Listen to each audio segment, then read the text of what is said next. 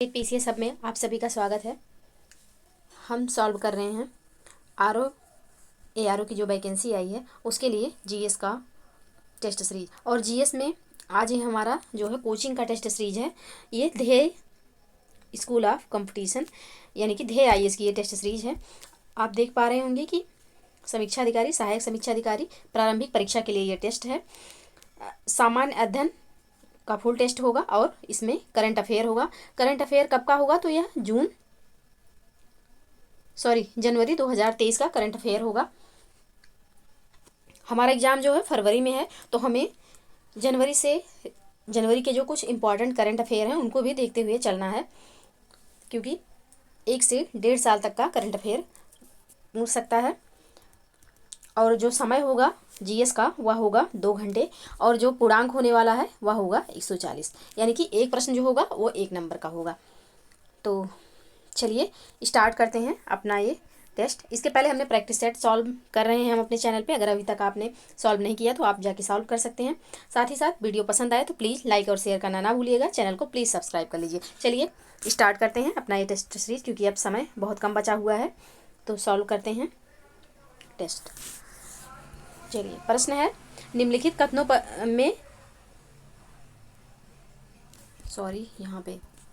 निम्नलिखित कथनों पर विचार करें। मैं यहाँ नहीं होना चाहिए। तो कथन है, पिट्स इंडिया एक्ट 1784 द्वारा कंपनी के कार्यों पर ब्रिटिश सरकार का पूर्ण नियंत्रण स्थापित हो गया। दूसरा पॉइंट है, इस एक्ट के तहत मद्रास एवं बम्बई के गवर्नर को बंगाल के गवर्नर जनरल के अधीन कर दिया गया। तो इसमें पूछा गया है कौन सा सही है, तो यहाँ दूसरा गलत है, सिर्फ पहला सही है। तो ऑप्शन ए यहाँ पे सही आंसर होगा। पिट्स इंडिया एक्ट जो था वह 1784 में आया था, और पिट्स इंडिया एक्ट के तहत कंपनी के कार्यों एवं प्रशासन पर ब्रिटिश सरकार का पूर्ण नियंत्रण स्थापित हुआ था। इस एक्ट में पहली बार कंपनी शासित क्षेत्र को ब्रिटिश आधिपत्य का क्षेत्र कहा गया। और जो 1773 ईस्वी के रेगुलेटिंग जो 1773 ईस्वी का रेगुलेटिंग एक्ट द्वारा बंगाल के गवर्नर जनरल को बंगाल का गवर्नर जनरल पद नाम दिया गया। इस व्यवस्था के तहत मद्रास एवं बम्बई के गवर्नर को बंगाल के गवर्नर जनरल के अधीन कर दिया गया। तो यहाँ पे ये जो दूसरा पॉइंट है ये 1773 में हुआ था, ना कि 1784 में। तो याद रखिएगा, इसका पहला आंसर होगा ऑप्शन ए होगा। ए सही है परंतु आर गलत है। ए सही है, दूसरा गलत है। ऑप्शन ए यहाँ पे सही आंसर होगा। नेक्स्ट प्रश्न है, निम्नलिखित में से कौन सा एक भारत में ईस्ट इंडिया कंपनी द्वारा नियुक्त अंतिम गवर्नर जनरल तथा भारत का प्रथम वायसराय था? कौन था? तो यह लॉर्ड कैनिंग था। ऑप्शन सी यहाँ पे सही आंसर होगा। और इसी के शासनकाल में जो है लॉर्ड कैनिंग के ही कार्यकाल में 1857 का जो स्वतंत्रता संग्राम हुआ था ये भी हुआ था। और उसके बाद कैनिंग को जो है 1858 के अधिनियम के द्वारा कैनिंग को भारत का प्रथम वायसराय बनाया गया। चलिए अगला प्रश्न देखते हैं। 2 सितंबर 1946 को गठित अंतरिम सरकार के संबंध में निम्नलिखित कथनों में से कौन सा सही सुमेलित नहीं है? कौन सा इसमें से सही सुमेलित नहीं है? तो इसका जो ऑप्शन जो है ऑप्शन बी है, जोगेंद्रनाथ मंडल रेल, यह सुमेलित नहीं है। जोगेंद्रनाथ मंडल को विधि मंत्रालय प्रदान किया गया था, ना कि रेल मंत्रालय। तो यहाँ पे यही सुमेलित नहीं है। रेल मंत्रालय जो था यह अरोड़ा आसफ अली को मिला था। तो ऑप्शन बी इसका सही आंसर होगा, क्योंकि यह सही सुमेलित नहीं है। ऑप्शन बी सही आंसर होगा। नेक्स्ट प्रश्न है, प्रश्न संख्या 4, निम्नलिखित संवैधानिक संशोधनों में कौन सा ऐसे 8वीं अनुसूची से संबंधित है? कौन संबंधित है इसमें? तो 21वां संविधान संशोधन अधिनियम 1967 संबंधित है। 71वां संविधान संशोधन अधिनियम 1992 संबंधित है। और 92वां संविधान संशोधन 2003 संबंधित है। ये जो इसमें भाषाएं थी उनको हम बता दें। 21वां संविधान संशोधन के तहत सिंधी भाषा को इसमें जोड़ा गया, और मूल संविधान में जो 14 भाषाएं थी 21वां संविधान संशोधन के द्वारा सिंधी भाषा को जोड़ा गया। और 71वां संविधान संशोधन के द्वारा नेपाली, मणिपुरी एवं कोकड़ी को जोड़ा गया। और 92वां संविधान संशोधन के द्वारा बोडो मैसा यानी कि बोडो, डोगरी, मैथिली और संथाली को जोड़ा गया। प्रेजेंट में हमारे संविधान के 8वीं अनुसूची में जो है 22 भाषाएं हैं। ये आप लोग याद रखिएगा। तो इसका सही आंसर होगा ऑप्शन डी। ऑप्शन डी इसका सही आंसर हो जाएगा। नेक्स्ट प्रश्न है प्रश्न संख्या 5। भारतीय संविधान में वर्णित निम्नलिखित में से कौन सी एक प्रक्रिया को आयरलैंड के संविधान से गृहीत नहीं किया गया है? आयरलैंड के संविधान से कौन नहीं लिया गया है? तो राज्यसभा सदस्यों का निर्वाचन जो है यह आयरलैंड के संविधान से नहीं लिया गया है। ऑप्शन ए यहाँ पे सही आंसर हो जाएगा।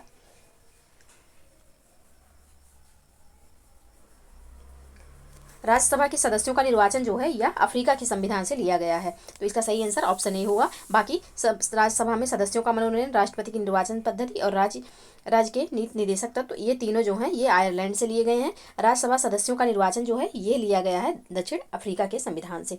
तो ये याद रखिएगा आप लोगों। ऑप्शन ए यहाँ पे सही आंसर है। नेक्स्ट प्रश्न है, हड़प्पा काल में निम्नलिखित बस्तियों में से कौन सी एक सतलज नदी के किनारे अवस्थित थी? कौन सी सतलज नदी के किनारे अवस्थित थी? कौन सी बस्ती? तो रोपड़ जो है यह सतलज नदी के किनारे स्थित थी। ऑप्शन सी इसका सही आंसर हो जाएगा। हड़प्पा जो है यह रावी नदी के किनारे बसा था। कालीबंगा जो है यह घग्घर नदी के, और लोथल जो है यह भगवा नदी के किनारे स्थित था। तो इसका जो सही आंसर होगा, रोपड़ जो है यह सतलज नदी के किनारे था। ऑप्शन सी इसका सही आंसर हो जाएगा। और भी ऑप्शन जो आपने बताया उसको आप लोग याद रखिएगा। नेक्स्ट प्रश्न है, सिंधु घाटी सभ्यता का विस्तार निम्नलिखित में से किस नदी के तट पर नहीं था? किस नदी के तट पर सिंधु घाटी सभ्यता का विस्तार नहीं था? तो ऑप्शन सी हो जाएगा, गंगा नदी के तट पर नहीं था।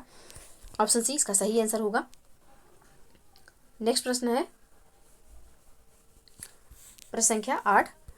अनुच्छेद 324 के अनुसार निम्नलिखित में से कौन सा एक निर्वाचन भारत के निर्वाचन आयोग द्वारा संपन्न नहीं कराया जाता? तो यहाँ पे पंचायत एवं नगर निगम का जो निर्वाचन होता है यह राज्य निर्वाचन आयोग द्वारा संपन्न करवाया जाता है। ऑप्शन ए इसका सही आंसर होगा। बाकी अनुच्छेद 324 के तहत संसद, राज्य विधानमंडल, राष्ट्रपति, उपराष्ट्रपति के पदों के निर्वाचन की जिम्मेदारी भारत के निर्वाचन आयोग को होती है, जबकि जो पंचायतों व नगर निगम के चुनाव होते हैं उनको राज्य निर्वाचन आयोग करवाता है। ये बात आप लोग ध्यान रखिएगा। ऑप्शन ए यहाँ पे सही आंसर है। नेक्स्ट प्रश्न है, सूची 1 को सूची 2 से सुमेलित कीजिए। सुमेलित करना है यहाँ पे। तो 371 जहाँ, तो इसमें है गोवा राज्य के संबंध में विशेष उपबंध, और 371 जा जो है इसमें अरुणाचल राज्य के संबंध में विशेष उपबंध है, और 371 छा जो है यह मिजोरम राज्य के संबंध में विशेष उपबंध, और 371 घा जो है यह आंध्र प्रदेश के संबंध में विशेष उपबंध है। तो इसका जो सही कूट होगा वह होगा 1, 2, 3, 4। ऑप्शन ए इसका सही आंसर हो जाएगा। ये जो विशेष उपबंध वाला जितना भी आर्टिकल है 371 से संबंधित उसको आप लोग याद रखिएगा, क्योंकि पीसीएस में भी और आरओआरओ में पूछे जाने की पूरी संभावना है। चलिए अगला प्रश्न देखते हैं। निम्नलिखित कथनों पर विचार करें। उपराष्ट्रपति राज्यसभा का पदेन सभापति होता है। ये तो सही है। उपराष्ट्रपति राज्यसभा का सदस्य नहीं होता है। उपराष्ट्रपति राज्यसभा का सदस्य नहीं होता है, ये भी सही है। कार्यवाहक राष्ट्रपति के रूप में उपराष्ट्रपति अधिकतम 6 महीने की अवधि तक कार्य कर सकता है, ये भी सही है। तो इसका तीनों ऑप्शन सही है। ऑप्शन डी यहाँ पे सही हो जाएगा, यानी कि तीनों पॉइंट जो है वो सही है। ऑप्शन डी सही आंसर होगा। नेक्स्ट प्रश्न है, निम्नलिखित कथनों पर विचार करें। अनुच्छेद 61 में राष्ट्रपति पर महाभियोग चलाने की प्रक्रिया का वर्णन है। दूसरा पॉइंट है, अनुच्छेद 61(1) के तहत राष्ट्रपति पर साबित कदाचार या सिद्ध असमर्थता के आधार पर ही महाभियोग चलाया जा सकता है। तो इसका जो सही होगा वह होगा ऑप्शन बी।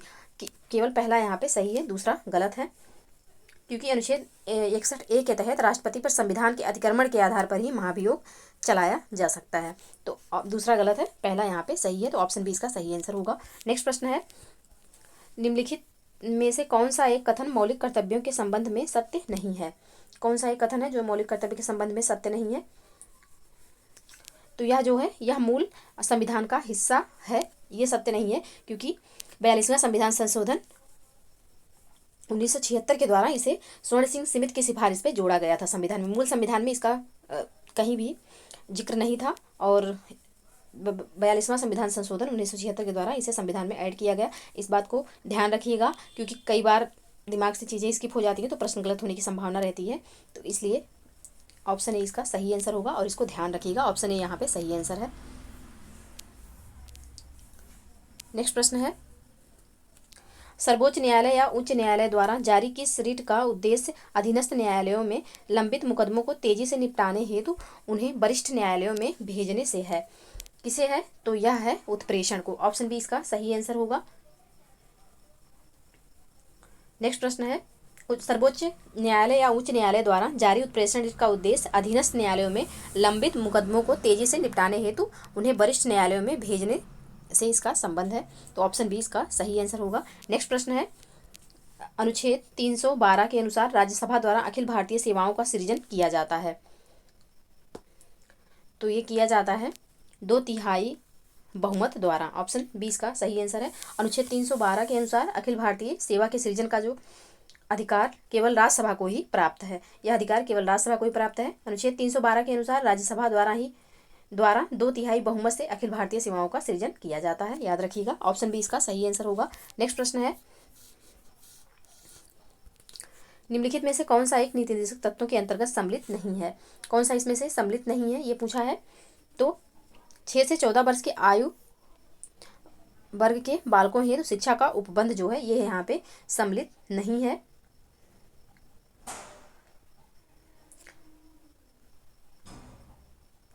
जो यहाँ पे सम्मिलित है वह 6 वर्ष से कम बच्चों के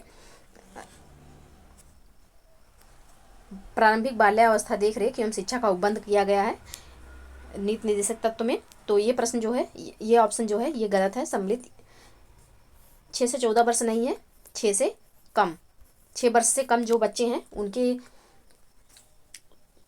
बाल्यावस्था की देख रेख और शिक्षा का उपबंध किया गया है, ना कि 6 वर्ष से 14 वर्ष के बीच। तो इसका जो सही आंसर होगा वह होगा बी।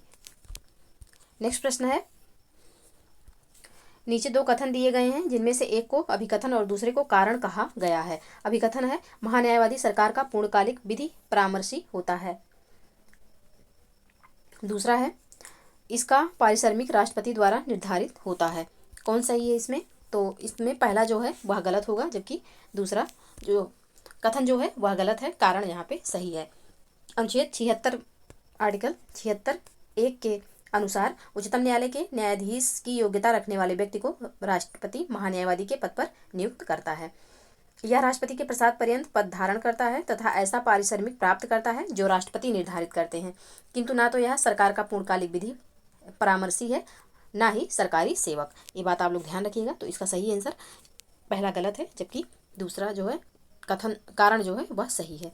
नेक्स्ट प्रश्न है, 11वीं अनुसूची में वर्णित कुल कितने विषयों पर पंचायतों को कानून बनाने की शक्ति प्रदान की गई है? मोस्ट इंपॉर्टेंट प्रश्न है ये।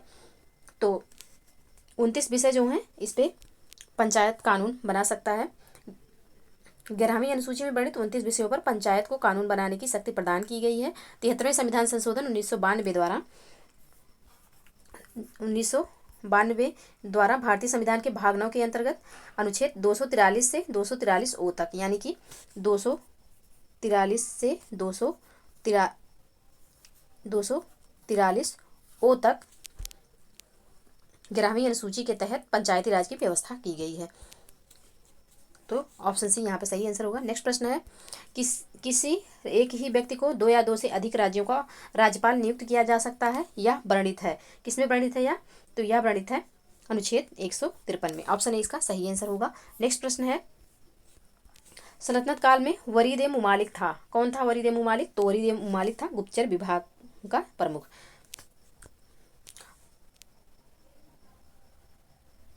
पत्राचार विभाग का जो प्रमुख होता था वह होता था दीवाने इंसा, और अश्वशाला विभाग का जो प्रमुख होता था वह होता था अमीर आखूर।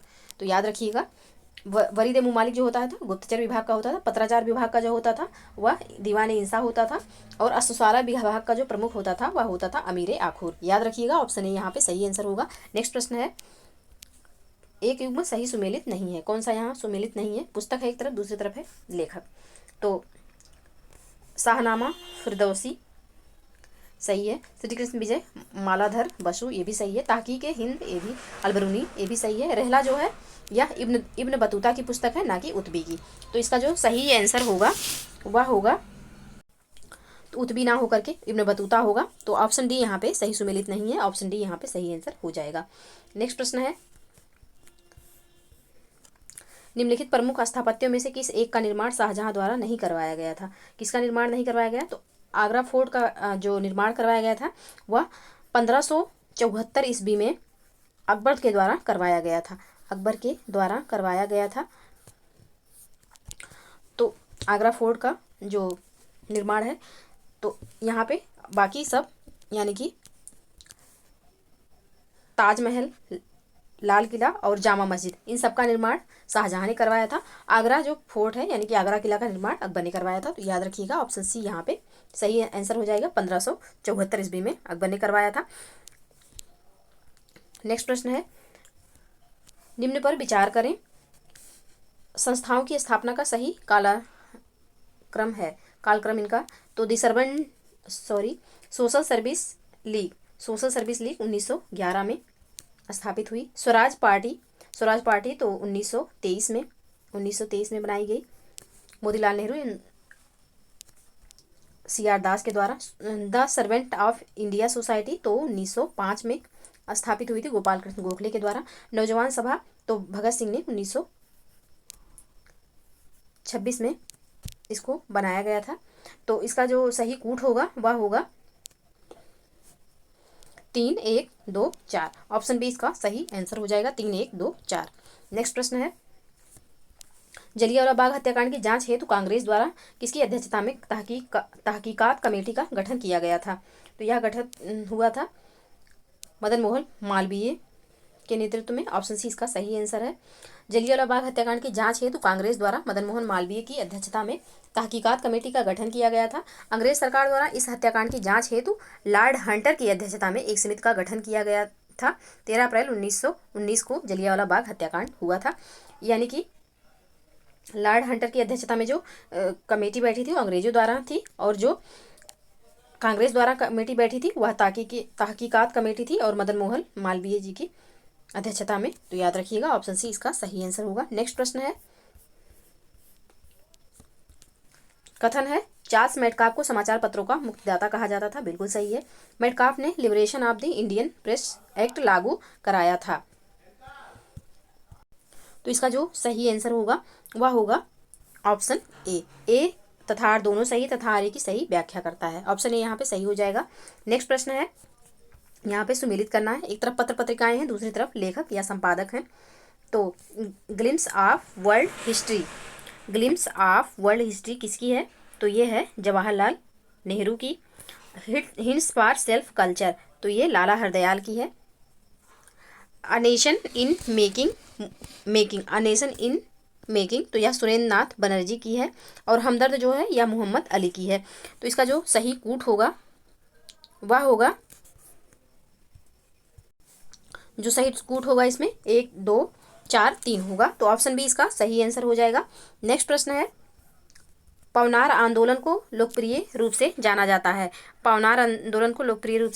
तो व्यक्तिगत सत्याग्रह आंदोलन के रूप में। ऑप्शन ए यहाँ पे सही आंसर हो जाएगा। पवनार आंदोलन व्यक्तिगत सत्याग्रह के नाम से जाना जाता है। गांधी जी द्वारा 17 अक्टूबर 1940 को पवनार में व्यक्तिगत सत्याग्रह शुरू किया गया था। पवनार आंदोलन या व्यक्तिगत सत्याग्रह आंदोलन के प्रथम सत्याग्रही जो थे वह विनोबा भावे जी थे। दूसरे सत्याग्रही जवाहरलाल नेहरू थे और तीसरे सत्याग्रही जो थे वह ब्रह्मदत्त थे। 68वीं BPSC में यह प्रश्न पूछा गया था कि व्यक्तिगत सत्याग्रह के तीसरे सत्याग्रही कौन थे। तो ये आप लोग याद रखिएगा। प्रश्न संख्या 26 का जो सही आंसर है वह है ऑप्शन ए। नेक्स्ट प्रश्न है, निम्नलिखित कथनों पर विचार करें। तृतीय आंग्ल मराठा युद्ध के पश्चात पेशवा के वंशानुगत पद को समाप्त कर दिया गया। बिल्कुल सही है। पेशवा बाजीराव द्वितीय अंतिम पेशवा थे, ये भी सही है। तो इसका जो सही आंसर होगा वह होगा ऑप्शन सी। 1 और 2 दोनों सही हैं। नेक्स्ट प्रश्न है, विजयनगर साम्राज्य में आने वाले प्रमुख विदेशी यात्री तथा तत्कालीन शासकों के युग में कौन सा या से सही सुमेलित है। कौन सा इसमें से सही सुमेलित है। तो निकोलो कॉन्टी जो था यह देवराय प्रथम के शासनकाल में आया था। नूनी जो था यह अच्युत राय के शासनकाल में आया था। और डोमिंगो पायस जो था वह कृष्ण देवराय के शासनकाल में आया था। ये भी सही है। तो यहाँ पे तीनों सही हो जाएंगे। ऑप्शन डी यहाँ पे सही आंसर हो जाएगा। नेक्स्ट प्रश्न है, निम्नलिखित में से कौन सा एक युग्म सही सुमेलित है। कौन सा युग में इसमें से सही सुमेलित है, ये पूछा गया है। तो सही सुमेलित कौन सा युग है, तो लोयस का पठार चीन में है, पोटावर का पठार जो है पाकिस्तान में है, सान पठार जो है यह म्यांमार में है। उपरोक्त सभी सही सुमेलित हैं। ऑप्शन डी यहाँ पे सही आंसर होगा। नेक्स्ट प्रश्न है, जलियांवाला बाग हत्याकांड के विरोध में निम्नलिखित में से किसने वायसराय की कार्यकारिणी परिषद से इस्तीफा दे दिया था? किसने दिया था? तो यह दिया था शंकर नायर ने। ऑप्शन बी इसका सही आंसर होगा। 13 अप्रैल 1919 को जो है जलियांवाला बाग हत्याकांड की घटना हुई थी। शंकर नायर ने इस घटना के विरोध में वायसराय की कार्यकारिणी परिषद से इस्तीफा दिया था। महात्मा गांधी ने इस घटना के विरोध में कैसर-ए-हिंद तथा जमनालाल बजाज ने राय बहादुर की उपाधि जो है लौटा दी थी। नेक्स्ट प्रश्न है, अफ्रीका महाद्वीप के किस देश को तिल ताड़ यानी कि पाम ऑयल का देश कहा जाता है? किसको कहा जाता है? तो यह कहा जाता है नाइजीरिया को। ऑप्शन सी इसका सही आंसर होगा। ऑप्शन सी यहाँ पे सही आंसर है। नेक्स्ट प्रश्न है, अफ्रीका महाद्वीप पे निम्नलिखित दो नदियों के संबंध में कौन सा कथन सही है? लिम्पोपो नदी विषुवत रेखा को 2 बार काटती है, तो लिम्पोपो नदी जो है यह विषुवत रेखा को नहीं मकर रेखा को 2 बार काटती है, गलत है। कांगो नदी मकर रेखा को 2 बार काटती है, ये भी गलत है।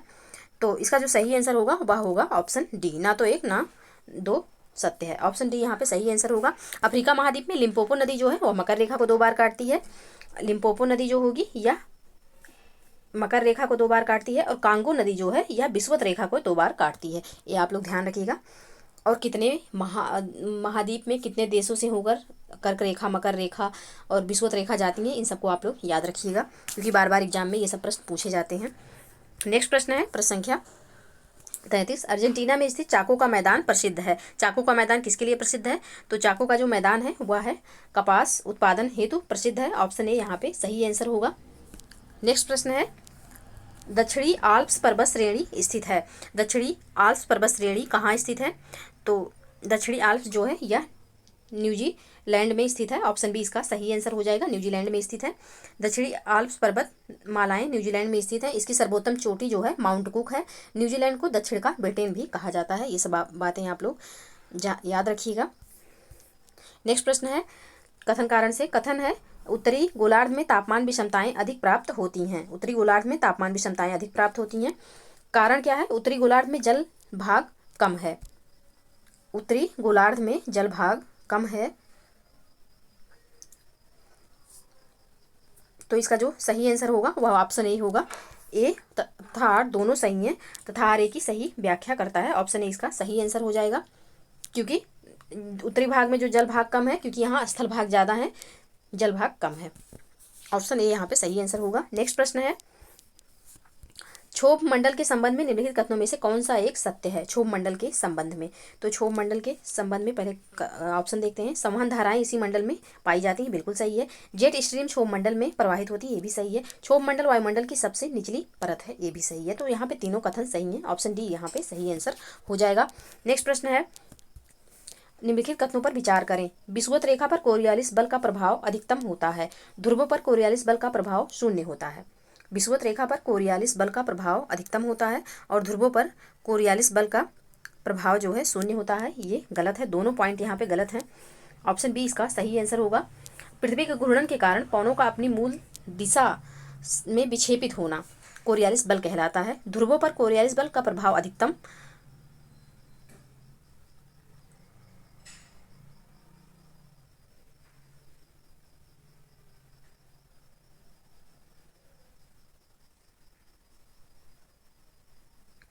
और विषुवत रेखा पर कोरियालिस बल का प्रभाव कम होता है।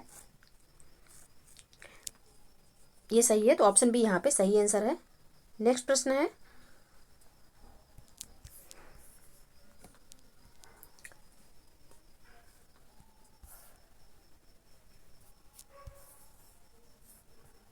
सॉरी इस प्रश्न में मिस्टेक हो गया। निम्नलिखित कथनों पर विचार करें।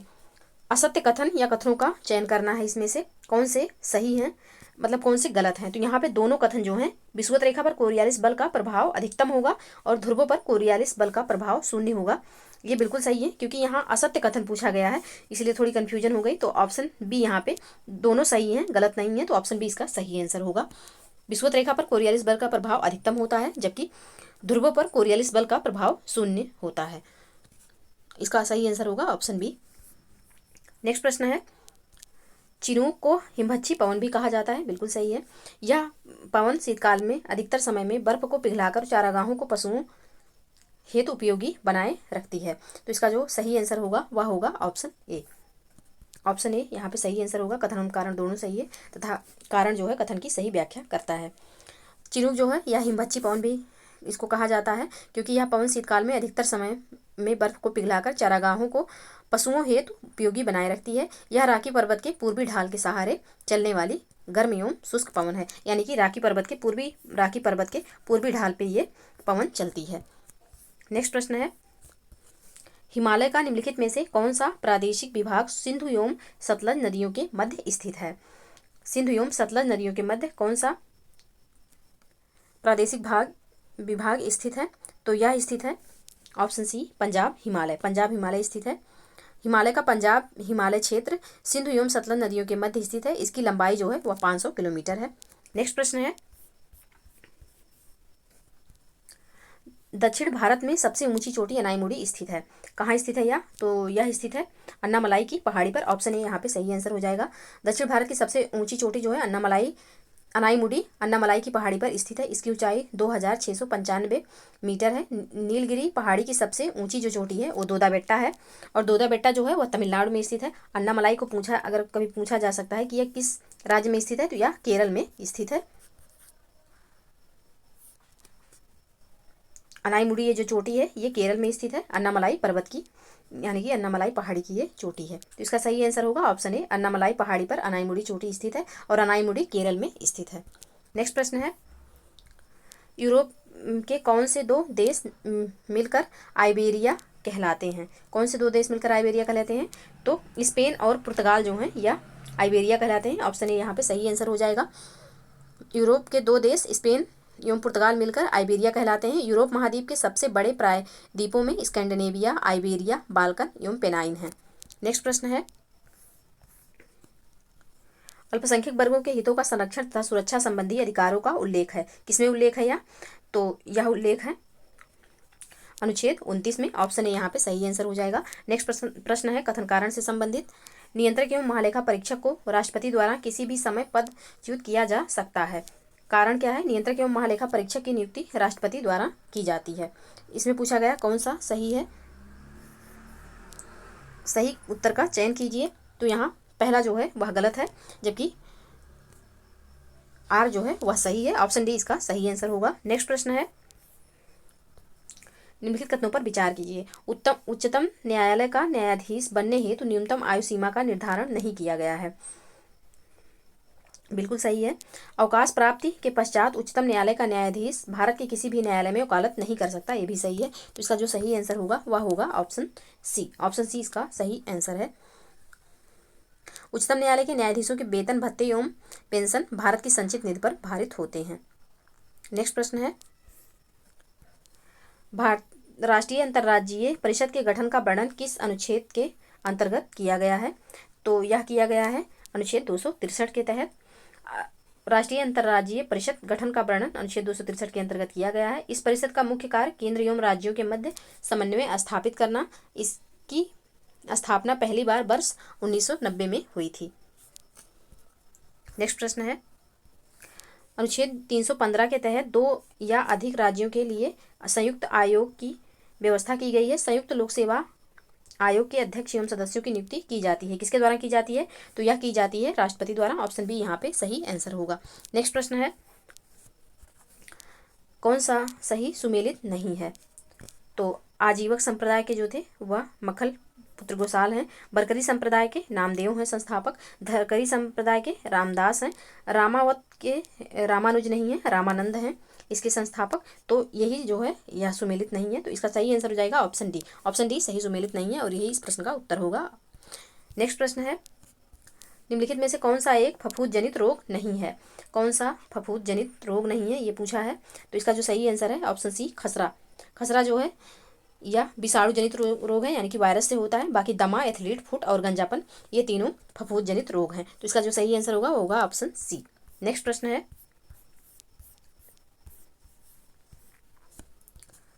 औद्योगिक एवं वित्तीय पुनर्निर्माण बोर्ड का गठन वर्ष 1981 में किया गया था। इसका उद्देश्य है, क्या उद्देश्य है इसका? तो इसका उद्देश्य है जीर्ण उद्योगों का पुनरुत्थान करना। ऑप्शन ए यहाँ पे सही आंसर हो जाएगा। नेक्स्ट प्रश्न है, निम्नलिखित कथनों पर विचार करें। भारत में सर्वाधिक ज्योतों की संख्या सीमांत प्रकार की है। भारत में सर्वाधिक ज्योतों की संख्या सीमांत प्रकार की है। हरित क्रांति का प्रारंभ तृतीय पंचवर्षीय योजना में माना जाता है। ये भी सही है और ये भी सही है। भारतीय हीरा संस्थान सूरत में स्थापित है। ये भी सही है। अभी सूरत में ही हाल ही में डायमंड बोर्स की स्थापना की गई है, जो कि पूरे विश्व में सबसे बड़ा हीरा ऑफिस है। ये भी आप लोग याद रखिएगा। तो यहाँ पे तीनों पॉइंट सही हैं, तो इसका सही आंसर होगा ऑप्शन डी। यहाँ पे तीनों पॉइंट सही हैं। नेक्स्ट प्रश्न है, निम्नलिखित में से कौन सा एक अमीनो अम्ल प्रोटीन की प्रचुरता वाले खाद्य पदार्थों में उपस्थित होता है? कौन उपस्थित होता है? तो यहाँ पे टायरोसिन जो है यह उपस्थित होता है। ऑप्शन ए यहाँ पे सही आंसर है। टायरोसिन की कमी से व्यक्ति स्वयं को दुखी एवं सुस्त महसूस करता है। तो यहाँ पे ऑप्शन ए सही होगा। नेक्स्ट प्रश्न है, विटामिन और रासायनिक नाम। विटामिन B5 को जो है सही सुमेलित कौन सा इसमें से नहीं है? विटामिन B5 पेंटाथोनिक एसिड बिल्कुल सही है। विटामिन B9 फोलिक अम्ल ये भी सही है। विटामिन B12 साइनोकोबाल्मिन ये भी सही है। विटामिन B2 फिलोकेबिनोन नहीं है। ये फिलोकेबिनोन जो है ये विटामिन के का नाम है। राइबोफ्लेविन जो है यह विटामिन B12 का रासायनिक नाम होता है। तो यही सुमेलित नहीं है, तो इसका सही आंसर होगा ऑप्शन डी। नेक्स्ट प्रश्न है, निम्नलिखित में से किस एक नदी का उद्गम स्थल मैकाल पठार नहीं है? तो गोदावरी जो है इसका उद्गम स्थल मैकाल पठार नहीं है। ऑप्शन ए यहाँ पे सही होगा। बाकी नर्मदा, सोन और महानदी तीनों का उद्गम स्थल जो है वह मैकाल पठार है। गोदावरी का जो उद्गम स्थल है यह महाराष्ट्र का नासिक जिला है। तो यहाँ पे सही आंसर होगा ऑप्शन ए। नेक्स्ट प्रश्न है, कथन कारण से संबंधित प्रश्न है। कथन है, नाक, कान एवं गले के डॉक्टर द्वारा उत्तल दर्पण का विशेष रूप से प्रयोग किया जाता है। बिल्कुल गलत है। अवतल दर्पण का विशेष रूप से प्रयोग किया जाता है, उत्तल का नहीं। तो अवतल दर्पण पास की स्थित वस्तुओं का बड़ा प्रतिबिंब देता है। अवतल दर्पण पास स्थित वस्तुओं का बड़ा प्रतिबिंब देता है। तो ये सही है। यहाँ पे पहला गलत है, मतलब कथन गलत है, कारण सही है। तो ऑप्शन डी यहाँ पे सही आंसर हो जाएगा। ए गलत है परंतु आर सही है। ये आप लोग याद रखिएगा, बहुत बार एग्जाम में पूछता है। कान, नाक, गले के डॉक्टर द्वारा उत्तल दर्पण का नहीं अवतल दर्पण का विशेष रूप से प्रयोग किया जाता है। नेक्स्ट प्रश्न है, निम्नलिखित युग्मों में से कौन सा सही सुमेलित नहीं है? कौन सा इसमें से सही सुमेलित नहीं है ये पूछा है।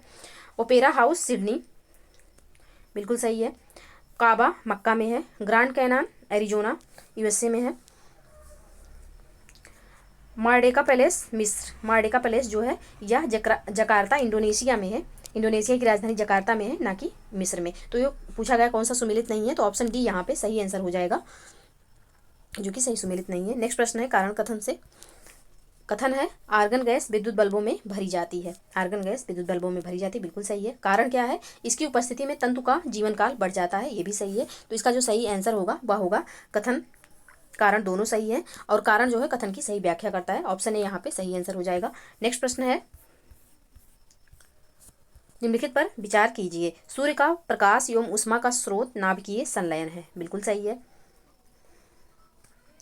हाइड्रोजन बम नाभिकीय संलयन पर आधारित होता है, ये भी सही है। तो इसका ऑप्शन सी सही हो जाएगा। आप लोग याद रखिएगा, परमाणु बम जो बनता है वो नाभिकीय विखंडन पर बनता है, काम करता है, और जो सूर्य का प्रकाश और हाइड्रोजन बम जो बनाया जाता है यह नाभिकीय संलयन पर बनाया जाता है। ये प्रश्न भी पूछे जाते हैं, तो इंपॉर्टेंट है, याद रखिएगा इस प्रश्न को।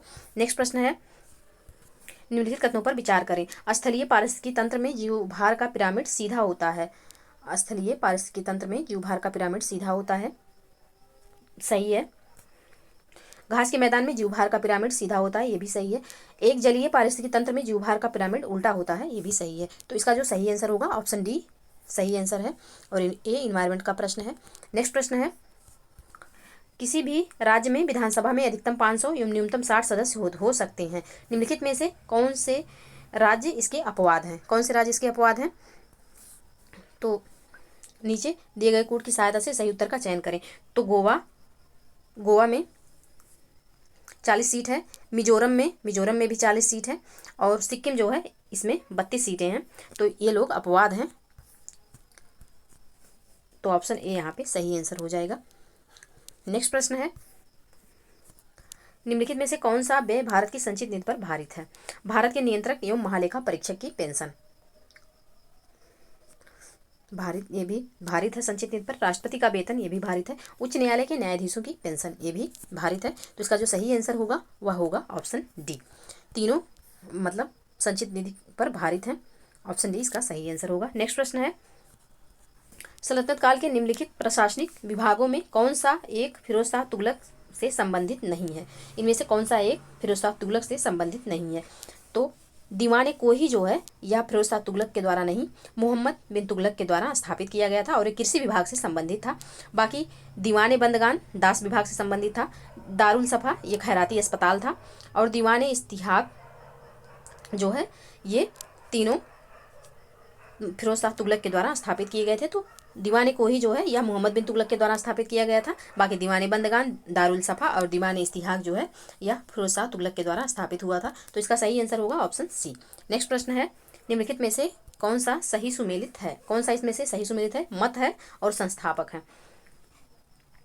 तो विशिष्टा द्वैतवाद रामानुजाचार्य बिल्कुल सही है। द्वैतवाद मध्वाचार्य ये भी सही है। शुद्धा द्वैतवाद ये वल्लभाचार्य ये भी सही है। तो इसका ऑप्शन डी, उपरोक्त सभी सुमेलित हैं। ऑप्शन डी इसका सही आंसर होगा। नेक्स्ट प्रश्न है, निम्नलिखित कथनों पर विचार करें। मार्कंडेश्वर मंदिर को विदर्भ का खजुराहो भी कहा जाता है। मार्कंडेश्वर मंदिर को विदर्भ का खजुराहो भी कहा जाता है, बिल्कुल सही है। यह मंदिर गुजरात के द्वारका जिले में स्थित है। यह मंदिर गुजरात के द्वारका जिले में स्थित है, यह गलत है। तो इसका जो सही आंसर होगा वो होगा ऑप्शन बी। मार्कंडेश्वर मंदिर को विदर्भ का खजुराहो भी कहा जाता है। यह मंदिर महाराष्ट्र के गढ़चिरौली जिले में बैनगंगा नदी के तट पर स्थित है। तो जो यहाँ दिया हुआ गुजरात में स्थित है ये गलत है, यह महाराष्ट्र में स्थित है। ऑप्शन ए केवल एक यहाँ पे सही होगा। नेक्स्ट प्रश्न है, मध्य भारत में स्थित निम्नलिखित में से कौन सी एक सबसे पूर्व में स्थित है? कौन सी एक सबसे पूर्व में स्थित है ये पूछा जा रहा है। तो इसका जो सही आंसर होगा वह होगा छोटा नागपुर पठार जो है सबसे पूर्व में स्थित है। ऑप्शन डी इसका सही आंसर हो जाएगा। नेक्स्ट प्रश्न है, इसका अगर क्रम देख लें इन पहाड़ियों का, तो सबसे पहले हो जाएगा सतपुड़ा, पश्चिम से पूर्व की तरफ। पश्चिम से अगर पूर्व की तरफ देखें तो सबसे पहले आएगा सतपुड़ा, फिर होगा महादेव, फिर मैकाल, फिर छोटा नागपुर पठार। ये भी याद रखिएगा क्रम। तो कौन सी सबसे पूर्व में है? तो ऑप्शन डी यहाँ पे छोटा नागपुर पठार सबसे पूर्व में है। नेक्स्ट प्रश्न है, निम्नलिखित युग्मों में से कौन सा एक सही सुमेलित नहीं है? कौन सा इसमें से सही सुमेलित नहीं है पूछा हुआ है। तो तलचेर जो है ये महानदी घाटी बिल्कुल सही है। कर्णपुरा जो है दामोदर घाटी में ये भी सही है। सिंगरेनी जो है यह गोदावरी घाटी में है ये भी सही है। सिंगरौली जो है यह नर्मदा घाटी में ना होकर के सोन नदी घाटी में स्थित है। तो ये यही यहाँ पे सुमेलित नहीं है। सिंगरौली जो है यह सोन नदी घाटी में स्थित है, ये आप लोग याद रखिएगा। तो इसका जो सही आंसर होगा वह होगा ऑप्शन डी। ऑप्शन डी सुमेलित नहीं है। नेक्स्ट प्रश्न है, प्रश्न संख्या 66, निम्न पर विचार करें। पावना विद्रोह, संथाल विद्रोह, ताना भगत विद्रोह और ताना भगत आंदोलन और एका आंदोलन। कालक्रम के अनुसार इनको व्यवस्थित करना है। तो पहले इनका कालक्रम देख लेते हैं। संथाल विद्रोह पावना विद्रोह जो हुआ था 1873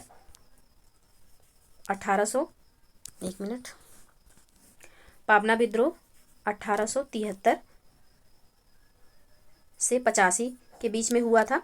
संथाल विद्रोह जो है यह 1855-56 में हुआ था। 1855 से 56 में हुआ था।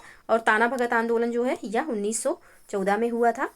और एका आंदोलन जो है यह 1922 में हुआ था। तो यहाँ पे सीक्वेंस से इनको अरेंज करना है। तो सबसे पहला जो होगा वह होगा संथाल विद्रोह, तब फिर होगा पावना विद्रोह, फिर होगा ताना भगत आंदोलन और फिर होगा एका आंदोलन। तो जो इसका सही कूट है वह है 2, 1, 3, 4। ऑप्शन डी इसका सही आंसर हो जाएगा, ऑप्शन डी। नेक्स्ट प्रश्न है, निम्नलिखित कथनों पर विचार करें। निम्नलिखित कथनों पर विचार करें। मोरीबन डेल्टा बंगाल डेल्टा का उपविभाग है। टेलीग्राफिक पठार उत्तर अटलांटिक कटक का हिस्सा है। मानव गतिविधियों से परिवर्तित पर्यावरण एंथ्रोपोजेनिक पर्यावरण कहलाता है। तीसरा बिल्कुल सही है। तीसरा यहाँ पे बिल्कुल सही है। मोरीबन डेल्टा बंगाल का डेल्टा है, ये भी सही है। टेलीग्राफिक पठार का अटलांटिक कटक हिस्सा है, ये भी सही है। और तीसरा भी सही है। तो यहाँ पे सही आंसर हो जाएगा। उपयुक्त सभी जो हैं सही हैं, 1 2 3 सत्य हैं। ऑप्शन डी इसका सही आंसर है। प्रश्न संख्या 68 है। कथन कारण से संबंधित कथन है, सुई चुभोने पर मस्तिष्क दर्द महसूस नहीं करता। सही है। नेक्स्ट है, मस्तिष्क में दर्द ग्राहिकाओं का अभाव होता है, ये भी सही है। तो इसका जो सही आंसर होगा वह होगा ऑप्शन ए तथा आर दोनों सही हैं, तथा आर ए की सही व्याख्या करता है। ऑप्शन इसका सही आंसर होगा। नेक्स्ट प्रश्न है, निम्नलिखित में से किस एक को फल शर्करा भी कहा जाता है? तो फ्रक्टोज को फल शर्करा कहा जाता है। ऑप्शन डी यहाँ पे बिल्कुल सही होगा। फ्रक्टोज फलों के मीठे स्वाद का कारण है, यह एक मोनोसेक्राइड होता है। तो ऑप्शन डी यहाँ पे सही है। फ्रक्टोज जो है यह फल शर्करा कहलाता है। नेक्स्ट प्रश्न है, उष्णकटिबंधीय वर्षा वनों के संबंध में निम्नलिखित कथनों में से कौन सा सत्य है? ये वन भूमध्य रेखा के आसपास विस्तृत हैं। ये वन भूमध्य रेखा के आसपास विस्तृत हैं, बिल्कुल सही है। इन वनों में पृथ्वी के पारिस्थितिक तंत्रों की सर्वाधिक जैव विविधता पाई जाती है, ये भी सही है। तो इसका जो सही आंसर होगा वह होगा ऑप्शन ए। 1 और 2 दोनों सही हैं। नेक्स्ट प्रश्न है, ग्रीन मफलर से तात्पर्य है, ग्रीन मफलर से तात्पर्य है ध्वनि प्रदूषण को नियंत्रित करने वाले हरे पौधे। ऑप्शन बी यहाँ पे सही आंसर है। आपको पता होगा कि जो 17 दिसंबर को पेपर हुआ है ना एमपीपीसीएस का, एमपीपीसीएस प्रीलिम्स जो हुआ था उसमें ये प्रश्न पूछा गया है ग्रीन मफलर का। और हमको लग रहा है स्टाफ नर्स का जो पेपर हुआ था इसमें भी ये प्रश्न आया था। तो इसको याद रखिएगा आप लोग। ग्रीन मफलर जो है या ध्वनि प्रदूषण को नियंत्रित करने वाले हरे पौधे हैं। और जितने भी यूपीपीसीएस मतलब लोक सेवा उत्तर प्रदेश लोक सेवा आयोग एग्जाम करा रहा है, अगर आप आरओ या यूपीपीसीएस प्रीलिम्स 2024 देने वाले हैं तो आप लोग जितना भी पेपर हो रहा है उसका आंसर की जरूर देखा करें। और वो आंसर की सारे हमने पेपर को सॉल्व करके अपने चैनल पे अपलोड किया है। आपको हमारे चैनल से ये वीडियो प्राप्त हो सकते हैं और आप देख लीजिए, आपके एग्जाम में इससे बेनिफिट मिल सकता है। चलिए नेक्स्ट प्रश्न है, बेरी एक पोषण संबंधी विकार है जो होता है। बेरी किससे होता है? तो यह होता है थायमीन यानी कि विटामिन B1 से। विटामिन B1 का नाम है थायमीन। ऑप्शन ए यहाँ पे सही आंसर हो जाएगा। नेक्स्ट प्रश्न है, प्रमुख संस्थान है और अवस्थिति सही सुमेलित हैं, कौन इसमें से सही सुमेलित है ये पूछा गया है। तो राष्ट्रीय मानसिक विकलांग संस्थान सिकंदराबाद, ये बिल्कुल सही सुमेलित है। राष्ट्रीय दृष्टिहीन संस्थान देहरादून में, ये भी सुमेलित है। राष्ट्रीय अस्थि रोग विकलांग संस्थान कोलकाता में, ये भी सही सुमेलित है। तो इसका जो सही आंसर होगा ऑप्शन डी हो जाएगा, बिल्कुल सही आंसर। तीनों सही सुमेलित है। नेक्स्ट प्रश्न है, प्रश्न संख्या 74, निम्नलिखित पर विचार करें। Delhi college, Mayo college, Hindu college, उपरोक्त संस्थाओं की स्थापना का सही क्रम नीचे दिए गए कोर्स से बताएं। तो इनकी स्थापना कब कब हुई थी पहले ये पता करते हैं। दिल्ली कॉलेज 1824 में स्थापित हुआ था, 1824 में। मेयो कॉलेज जो है यह स्थापित हुआ था 1875 में, 1875 में स्थापित किया गया था। हिंदू कॉलेज जो है यह 1817 में स्थापित हुआ था। तो सबसे पहले आएगा हिंदू कॉलेज, फिर आएगा मेयो दिल्ली कॉलेज, पहले हिंदू कॉलेज, मैंने पहले तीसरा, फिर पहला, फिर दूसरा, यानी कि 3 2 1 सॉरी 3 1 और 2 होगा इसका सही ऑप्शन। ऑप्शन बी यहाँ पे सही आंसर होगा। नेक्स्ट प्रश्न है, निम्नलिखित कथनों पर विचार करें। अमलैंड शब्द का अर्थ नगर का प्रतिवेशी आसपास का क्षेत्र होता है। अमलैंड को हिंटरलैंड भी कहा जाता है। इसमें से कौन सा सही है? तो यहाँ पे दोनों सही हैं। ऑप्शन सी यहाँ पे सही आंसर हो जाएगा, दोनों कथन सही हैं। नेक्स्ट प्रश्न है, कथन कारण से संबंधित है। कथन है सिलिकॉन एक अर्धचालक है, बिल्कुल सही है। सिलिकॉन अर्धचालक है। सिलिकॉन की वैद्युत चालकता अचालकों की अपेक्षा बहुत अधिक है, परंतु चालकों की अपेक्षा बहुत कम है। ऑप्शन यहाँ पे ये भी सही है। तो इसका जो सही आंसर होगा, दोनों सही हैं और व्याख्या भी सही है। ऑप्शन ए यहाँ पे सही आंसर हो जाएगा। नेक्स्ट प्रश्न है, महासागर वह क्षेत्र जहाँ गहराई के साथ साथ लवणता तीव्र गति से बढ़ती हो कहलाता है। क्या कहलाता है ये? तो यह कहलाएगा हेलोक्लाइन। ऑप्शन बी यहाँ पे सही आंसर होगा। महासागर का वह क्षेत्र जहाँ गहराई के साथ लवणता तीव्र गति से बढ़ती हो वह हेलोक्लाइन कहलाता है, याद रखिएगा। नेक्स्ट प्रश्न है, प्रश्न संख्या 78, निम्नलिखित में से कौन एक बम्बई त्रिमूर्ति के रूप में नहीं जाने जाते थे? कौन से इसमें नहीं थे वो? तो इसका जो सही आंसर होगा जेडी देशमुख जो थे वह बम्बई त्रिमूर्ति में नहीं थे। बाकी फिरोज शाह मेहता, केटी तैलंग और बदरुद्दीन तैयब जी, ये इन तीनों लोगों को मिला के बम्बई त्रिमूर्ति हुआ था। तो यहाँ पे ऑप्शन बी जेडी देशमुख इसमें शामिल नहीं थे। ऑप्शन बी इसका सही आंसर है। नेक्स्ट प्रश्न है,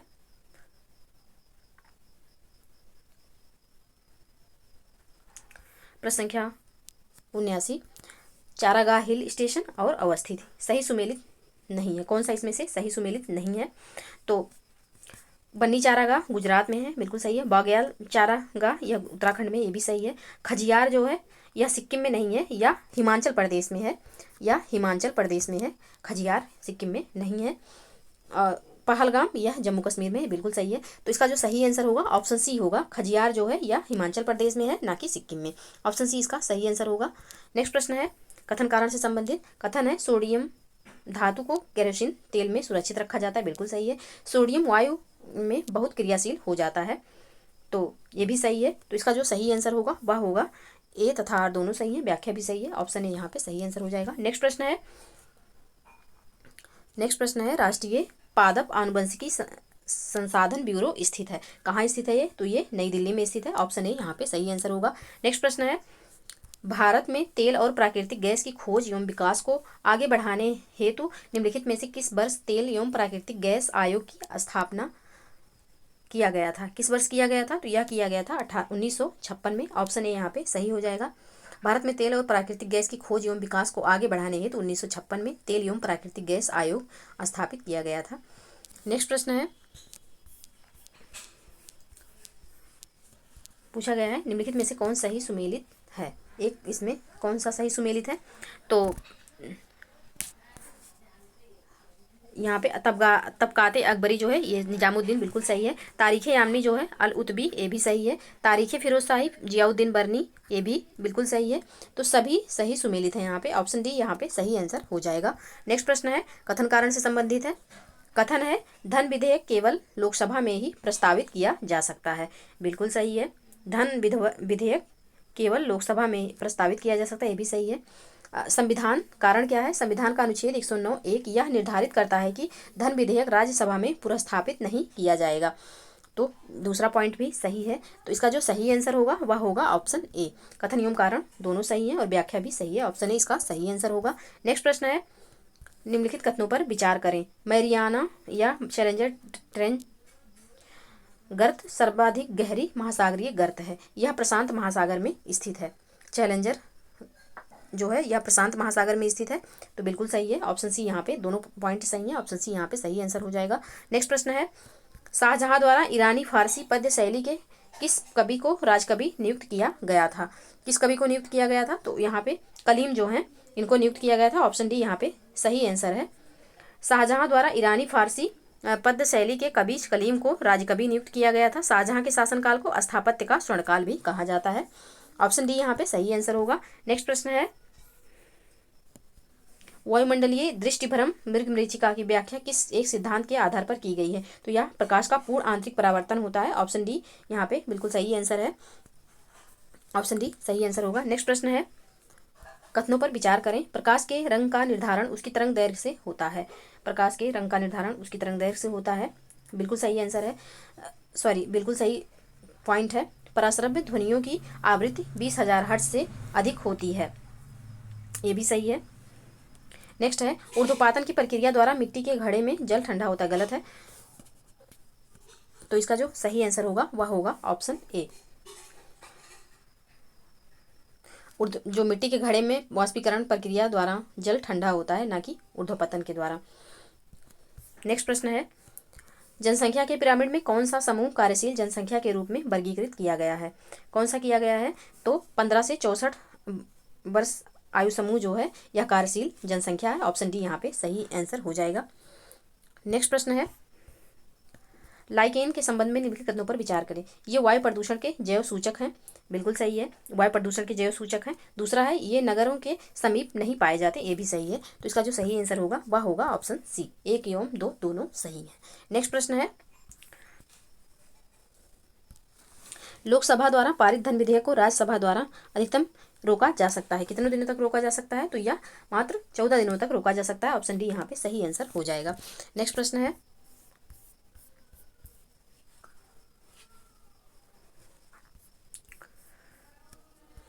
निम्नलिखित कथनों पर विचार करें। ज्योमंडलीय पारिस्थितिकी तंत्र में ऊर्जा का प्रवाह एक दिशीय होता है, बिल्कुल सही है। नेक्स्ट है ऊर्जा का प्रवाह अजैविक प्रणाली में अजैविक प्रणाली से जैविक प्रणाली की दिशा में होता है, ये भी सही है। तो यहाँ पे दोनों प्रश्न जो है दोनों पॉइंट सही हैं, ऑप्शन सी यहाँ पे सही आंसर हो जाएगा। नेक्स्ट प्रश्न है, निम्नलिखित कथनों पर विचार करें। शेख निजामुद्दीन औलिया चिश्ती संप्रदाय के प्रमुख सूफी संत थे। शेख निजामुद्दीन औलिया प्रमुख चिश्ती संप्रदाय के प्रमुख सूफी संत थे, सही है। इनका जन्म बदायूं में हुआ था, ये भी सही है। इन्हें महबूब इलाही भी कहा जाता था, ये भी सही है। तो इसका जो सही आंसर होगा वह होगा ऑप्शन डी। ऑप्शन डी इसका सही आंसर होगा।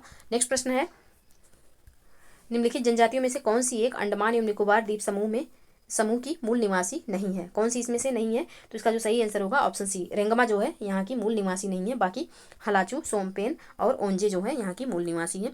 तो याद रखिएगा ऑप्शन सी यहाँ पे सही आंसर होगा। नेक्स्ट प्रश्न है, कौन सा सही सुमेलित नहीं है। कौन सा इसमें से सही सुमेलित नहीं, दर्रा है और राज्य दिया हुआ है, तो बोमडिला अरुणाचल प्रदेश बिल्कुल सही है। नाथुला जो है मेघालय में नहीं है, सिक्किम में है। जिलेपला जो है यह सिक्किम में है। मुलिंगला यह उत्तराखंड में है। तो ऑप्शन बी सही सुमेलित नहीं है, क्योंकि नाथुला जो है मेघालय में ना होकर के सिक्किम में है। ऑप्शन बी यहाँ पे सही आंसर हो जाएगा। नेक्स्ट प्रश्न है, निम्नलिखित पर विचार करें। गांधी सागर बांध, राणा प्रताप सागर बांध, जवाहर सागर जल विद्युत परियोजना, उपरोक्त में से कौन चंबल नदी पर स्थित है। इसमें से कौन चंबल नदी पर स्थित है, तो गांधी सागर बांध, राणा प्रताप बांध और जवाहर सागर जल विद्युत परियोजना तीनों जो हैं या चंबल नदी पर स्थित है। तो ऑप्शन डी इसका सही आंसर हो जाएगा। नेक्स्ट प्रश्न है, निम्नलिखित में से किस धातु का प्रयोग धब्बा रहित स्टील बनाने में किया जाता है। तो ये जो धातु है वह है क्रोमियम। ऑप्शन बी यहाँ पे सही आंसर हो जाएगा। नेक्स्ट प्रश्न है, कूट से संबंधित प्रश्न है, यहाँ पे सुमेलित करना है। तो केंद्रीय शुष्क भूमि कृषि अनुसंधान संस्थान कहाँ पे है, तो यह है हैदराबाद में। राष्ट्रीय कृषि विपणन संस्थान ये कहाँ है, तो ये जयपुर में है। और central food technology research institute तो ये मैसूर में है। और सस्य वानिकी का राष्ट्रीय शोध केंद्र तो ये झांसी में है। इसका जो कूट होगा वह होगा 2, 1, 4, 3। तो इसका जो सही आंसर है 2, 1, 4, 3, ऑप्शन ए यहाँ पे सही आंसर हो जाएगा। नेक्स्ट प्रश्न है, अब यहाँ से मैथ के प्रश्न है, 10 क्वेश्चन रहेंगे मैथ या रीजनिंग के, तो उनको हम बस आंसर बताते हुए चलेंगे। किसी परीक्षा में उत्तीर्ण हुए लोगों में स्मिता का रूप ऊपर से 16वां तथा नीचे से 29वां स्थान है। 6 छात्रों ने परीक्षा छोड़ दिया, 5 छात्र उसमें अनुत्तीर्ण रहे। कक्षा में कुल कितने छात्र थे, तो ऑप्शन डी इसका सही आंसर होगा, 55 छात्र थे। नेक्स्ट प्रश्न है, प्रश्न संख्या 100 का लुप्त संख्या ज्ञात करना है। तो इसमें क्वेश्चन मार्क वाले स्थान पर लुप्त संख्या क्या होगा, तो यह होगा ऑप्शन ए 94 यानी कि 94 होगा। नेक्स्ट प्रश्न है, प्रश्न संख्या 101 का सही आंसर होगा, सही आंसर इसमें होगा ऑप्शन बी पोती जो होगा यह सही आंसर होगा। नेक्स्ट प्रश्न है, निम्नलिखित विषम युग्म को चुनिए। इसमें से विषम युग्म कौन सा है, तो आयतन लीटर होता है, लंबाई मीटर में, और जो है ओम में, दबाव जो है या बैरोमीटर में नहीं, जबकि वायुमंडलीय जो दबाव होता है इसे बैरोमीटर में मापा जाता है। तो यहाँ पे जो विषम है वह है ऑप्शन बी। ऑप्शन बी इसका सही आंसर होगा। प्रश्न संख्या 103 का जो सही आंसर है वह है ऑप्शन ए -32 यानी कि -32 होगा इसका सही आंसर। नेक्स्ट प्रश्न है, निम्नलिखित में से सही विकल्प का चयन करिए। महासागर, प्रशांत महासागर, द्वीप, तो द्वीप जो होगा वह होगा option A Greenland, option A Greenland है। नेक्स्ट प्रश्न है, प्रश्न संख्या 105 का सही आंसर होगा option D GJMP, option D इसका सही आंसर होगा। नेक्स्ट प्रश्न है, प्रश्न संख्या 106, इसका जो सही आंसर होगा वह होगा ऑप्शन सी 23। नेक्स्ट प्रश्न है, प्रश्न संख्या 107 और इसका आंसर जो होगा वह होगा ऑप्शन बी 45। नेक्स्ट प्रश्न है, प्रश्न संख्या 108 का जो सही आंसर है वह है ऑप्शन सी 21% होगा। नेक्स्ट प्रश्न है, प्रश्न संख्या 109 और इसका सही आंसर होगा ऑप्शन बी 4। नेक्स्ट प्रश्न है, 1 जनवरी 1995 को रविवार था, तो 1 जनवरी 1996 को कौन सा दिन था, तो यह था सोमवार, ऑप्शन बी यहाँ पे सही आंसर होगा। नेक्स्ट प्रश्न है, उत्तर प्रदेश के निम्नलिखित जिलों में से कौन सा एक नगरीय जनसंख्या की दृष्टि से न्यूनतम है, तो ये आ गया अब उत्तर प्रदेश स्पेशल से संबंधित प्रश्न, तो इसका सही आंसर होगा ऑप्शन ए श्रावस्ती। नेक्स्ट प्रश्न है, निम्नलिखित में से किस एक की स्थापना सबसे बाद में हुई, किसकी स्थापना सबसे बाद में हुई थी, तो यह हुई थी राष्ट्रीय कृषि एवं ग्रामीण विकास बैंक की यानी कि नाबार्ड की। इसकी स्थापना 1982 में हुई थी, 1982 में, याद रखिएगा ऑप्शन सी इसका सही आंसर होगा। नेक्स्ट प्रश्न है, एगमार्क गुणवत्ता प्रमाणन चिन्ह निम्नलिखित में से किस एक संस्था द्वारा जारी किया जाता है, किसके द्वारा जारी किया जाता है, तो ये जारी किया जाता है विपणन एवं निरीक्षण निदेशालय ऑप्शन सी के द्वारा। नेक्स्ट प्रश्न है, राधा स्वामी पंथ संबंधित दयाल बाग स्थित है। कहाँ स्थित है दयाल बाग? तो यह स्थित है आगरा में। ऑप्शन 20 का सही आंसर होगा। नेक्स्ट प्रश्न है, उत्तर प्रदेश के किसी नगर के मेयर के संबंध में कौन सा कथन सत्य है? कौन सा कथन यहाँ पे सत्य है? तो इसका जो है वह प्रथम नागरिक होता है, वह नगर निगम का पदेन सदस्य होता है, कार्यकारिणी समिति का पदेन सभापति। तीनों कथन यहाँ पे सही है। ऑप्शन डी इसका सही आंसर हो जाएगा। नेक्स्ट प्रश्न है, निम्नलिखित कथनों पर विचार कीजिए। उत्तर प्रदेश राज्य पर्यटन विकास निगम लिमिटेड की स्थापना वर्ष 1974 में हुई थी। सही है। उत्तर प्रदेश राज्य वित्तीय निगम की स्थापना वर्ष 1954 में हुई थी। ये भी सही है। तो इसका जो सही आंसर होगा वह होगा ऑप्शन सी। नेक्स्ट प्रश्न है, उत्तर प्रदेश स्पेशल की क्लासें भी हमने प्रीवियस ईयर का जितना भी उत्तर प्रदेश का प्रश्न विभिन्न एग्जामों में पूछा गया है उनका हमने उनको सॉल्व किया है और वो वीडियो भी चैनल पे अपलोड है। अगर आप लोग देखना चाहते हैं तो चैनल पे वो वीडियो भी अपलोड है, आप लोग देख सकते हैं। चलिए अगला प्रश्न देखते हैं। अगला प्रश्न है प्रश्न संख्या 117। इसमें है वन्यजीव विहार और अवस्थिति। यूपी के वन्यजीव विहार है और वो किस जिले में स्थित है ये बताना है। तो पटना जो है वह एटा में है। पटना वन्यजीव विहार एटा में है। पार्वती अरंगा जो है यह गोंडा एक मिनट, पटना जो है यह एटा में है और पार्वती अरंगा जो है यह गोंडा में है। चंद्रप्रभा जो है यह चंदौली में है और रानीपुर जो है यह बादा में है। तो इसका जो सही कूट होगा वह होगा 4 3 2 1। ऑप्शन ए यहाँ पे सही आंसर हो जाएगा। नेक्स्ट प्रश्न है, उत्तर प्रदेश का एकमात्र परमाणु संयंत्र नरौरा किस जिले में स्थित है? तो नरौरा जो है यह बुलंदशहर में स्थित है। ऑप्शन ए इसका सही आंसर हो जाएगा। नरौरा परमाणु संयंत्र से विद्युत का व्यावसायिक उत्पादन प्रथम इकाई से 1 जनवरी 1991 द्वारा, द्वितीय इकाई से 1 जुलाई 1992 के द्वारा प्रारंभ हुआ था, याद रखिएगा। नेक्स्ट प्रश्न है कथन कारण संबंधित है। कथन है, भुगतान संतुलन में मौलिक असंतुलन आने की स्थिति में मुद्रा का अवमूल्यन किया जाता है। कारण है इससे आयात महंगे हो जाते हैं और निर्यात सस्ते होते हैं। तो इसका जो सही आंसर है वह है ऑप्शन ए। कथन एवं कारण दोनों सही है और व्याख्या भी सही है। नेक्स्ट प्रश्न है, उत्तर प्रदेश का कौन सा जिला गोखर पहाड़ पर चट्टानों को काटकर निर्मित 24 तीर्थंकरों की प्रतिमाओं हेतु विख्यात है? कौन विख्यात है इसमें? तो महोबा है। ऑप्शन ए यहाँ पे सही आंसर हो जाएगा। नेक्स्ट प्रश्न है, जनवरी 2023 में भारतीय मूल के किस महामारी रोग विशेषज्ञ को अमेरिका के रोग नियंत्रण एवं रोकथाम केंद्र में प्रधान उपनिदेशक नियुक्त किया गया? तो यह नियुक्त किया गया था नीरव डी शाह को। ऑप्शन बी यहाँ पे सही आंसर है। नेक्स्ट प्रश्न है, जनवरी 2023 में जम्मू कश्मीर राज्य में स्थित किस नदी पर बेली सस्पेंशन ब्रिज का उद्घाटन किया गया? किस पर किया गया? तो यह किया गया था चिनाब पर। ऑप्शन बी इसका सही आंसर होगा। नेक्स्ट प्रश्न है, जनवरी 2023 में जैव ऊर्जा शिखर सम्मेलन 2023 का आयोजन कहाँ स्थल था? कौन से स्थल पर हुआ था? तो यह हुआ था नई दिल्ली, भारत में। ऑप्शन ए इसका सही आंसर हो जाएगा। नेक्स्ट प्रश्न है, जनवरी 2023 में किस भारतीय रेलवे स्टेशन को उच्चतम प्लेटिनम रेटिंग के साथ हरित रेलवे स्टेशन प्रमाण पत्र प्रदान किया गया? किसको प्रदान किया गया? तो यह प्रदान किया गया विशाखापट्टनम को। ऑप्शन ए यहाँ पे सही आंसर होगा। नेक्स्ट प्रश्न है, जनवरी 2023 में युवा पेशेवर योजना का प्रारंभ भारत एवं किस देश के मध्य किया गया? तो यह किया गया है भारत एवं यूनाइटेड किंगडम के मध्य। ऑप्शन सी यहाँ पे सही आंसर होगा। नेक्स्ट प्रश्न है,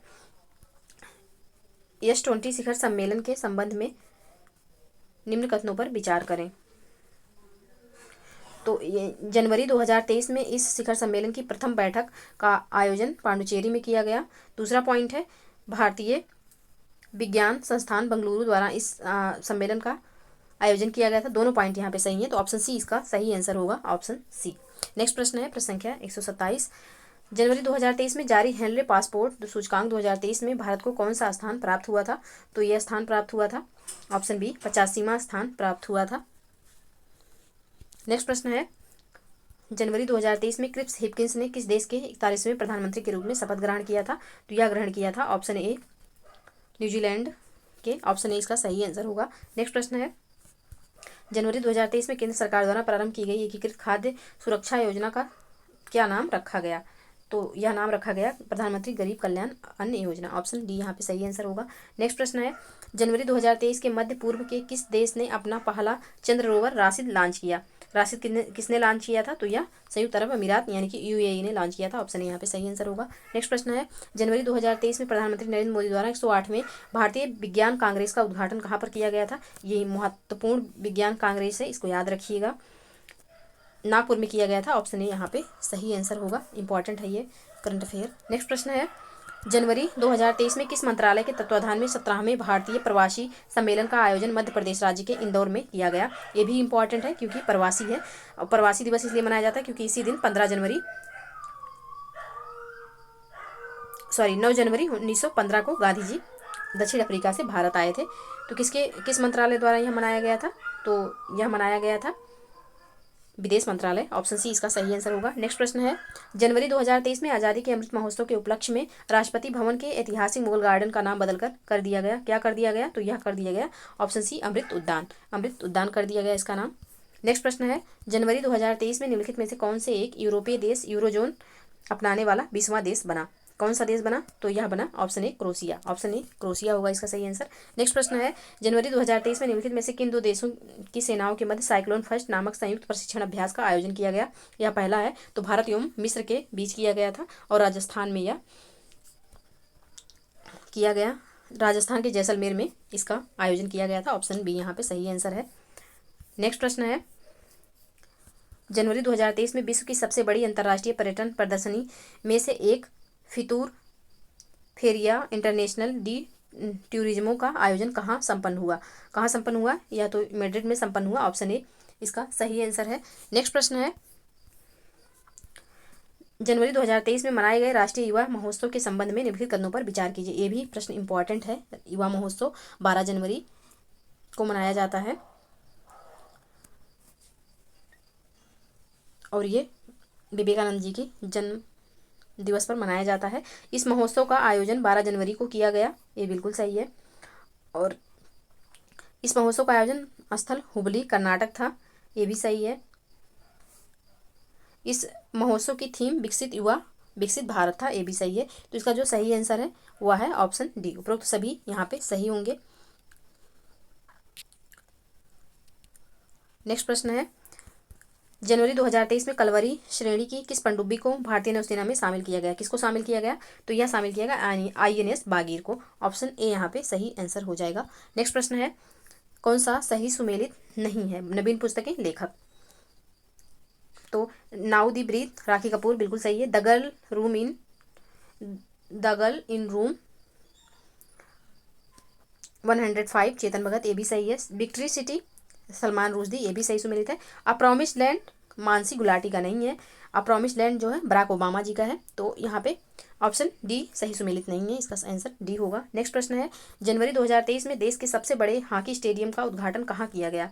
तो यह किया गया राउरकेला उड़ीसा में। ऑप्शन बी इसका सही आंसर होगा। इसका नाम जो है बिरसा मुंडा अंतर्राष्ट्रीय हॉकी स्टेडियम रखा गया। बिरसा मुंडा अंतर्राष्ट्रीय हॉकी स्टेडियम। ये रहे 140 प्रश्न। आप लोगों को हमारी मेहनत अच्छी लगे और वीडियो पसंद आए तो प्लीज़ वीडियो को लाइक और शेयर करना ना भूलिएगा। चैनल को प्लीज़ सब्सक्राइब कर लीजिए। मिलते हैं नेक्स्ट वीडियो में, तब तक के लिए पढ़ते रहिए। और अब एकदम आरंभ है, प्रचंड वाला कंडीशन हो गया है। प्लीज़ अच्छे से पढ़िए क्योंकि एग्ज़ाम अगर देना है तो अपना 100% देने की कोशिश करिए। रिजल्ट का बाद में देखेंगे, पहले अपनी जी जान लगा के मेहनत कर लेते हैं क्योंकि रिजल्ट जो आना होगा आएगा, लेकिन मेहनत बाकी नहीं रहना चाहिए। मेहनत हमें पूरा करना चाहिए, उसमें कोताही नहीं करनी चाहिए। तो चलिए पढ़ते रहिए और साथ ही साथ स्वास्थ्य का बहुत ध्यान रखिए क्योंकि स्वस्थ रहेंगे तभी पढ़ेंगे। तो मिलते हैं नेक्स्ट वीडियो में। जय हिंद, जय भारत।